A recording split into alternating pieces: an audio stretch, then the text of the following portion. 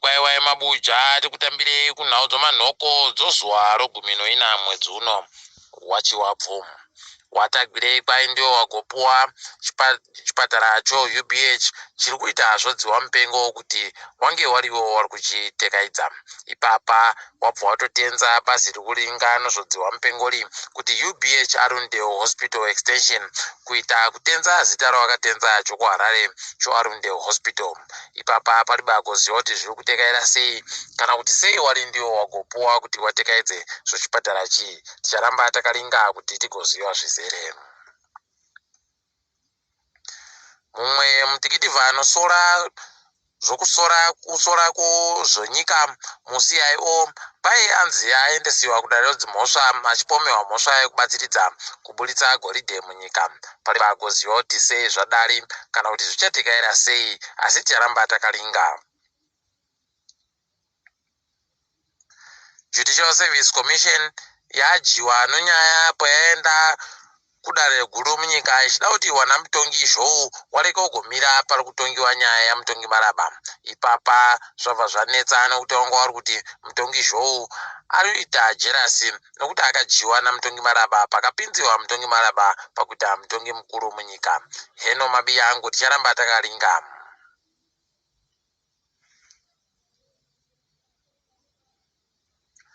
Jacobo Ngarivhume aenderera mberi nokuita kubisa manyara ekwaari kuita muguta raHarare. Nyasi anga ari kubisa manyara paMarket Square zvafadza vazhinji wamurovera manja. Toramba tichiti ngaaenderere mberi areke kugodzora tsvimbo nokuti pfene rakabata usu. Kanzuro yeguta raHarare pai yapuwa choupenzi chomadhora munyika mazana masere ezviuru nonyaya yekureka kutakura manyara kwavari kuita.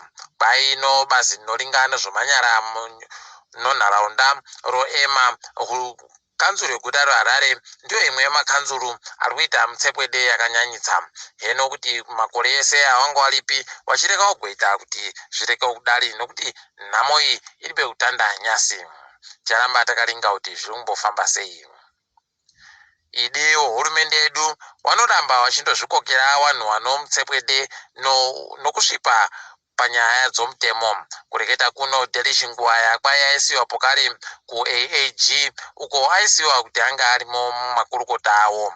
Ipapa ndopaunoona kuti uya anonzi Pashoni paribe kana uprofita huripo nokuti anenge achindotamba achiota moto wembavha naiyewo anenge atombavhawo.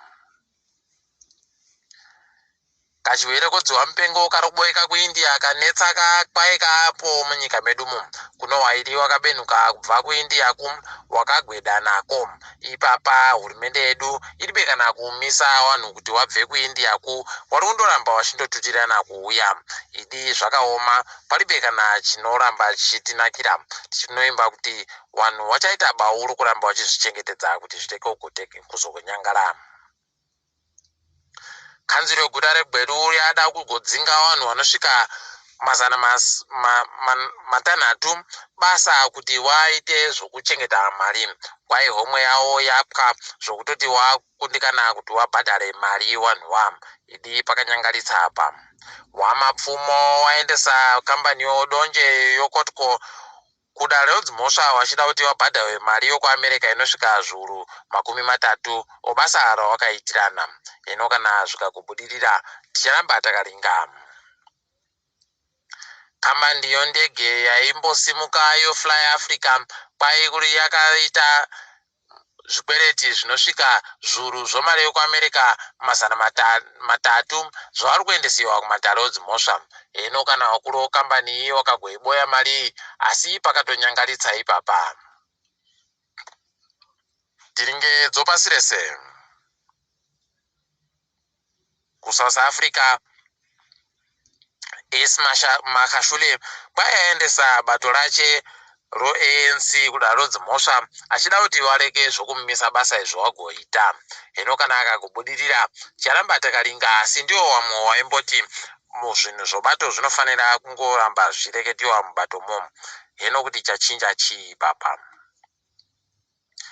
Uhuru Kenyatta ajiwa nonyaya abva agwa nayo yaanga ari kuda kuendesa yakaendesiwa kudare guru munyika maomo kuti wachinje bumbiro romutemo.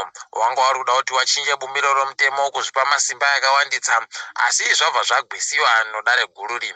Wanhu wadoka wari kufara padandemutande nokuda konhau iyi. Pai wanhu vanosvika 400 kuNigeria waaisiwa panyaya yokunzi ndo wari kugopa Boko Haram mari.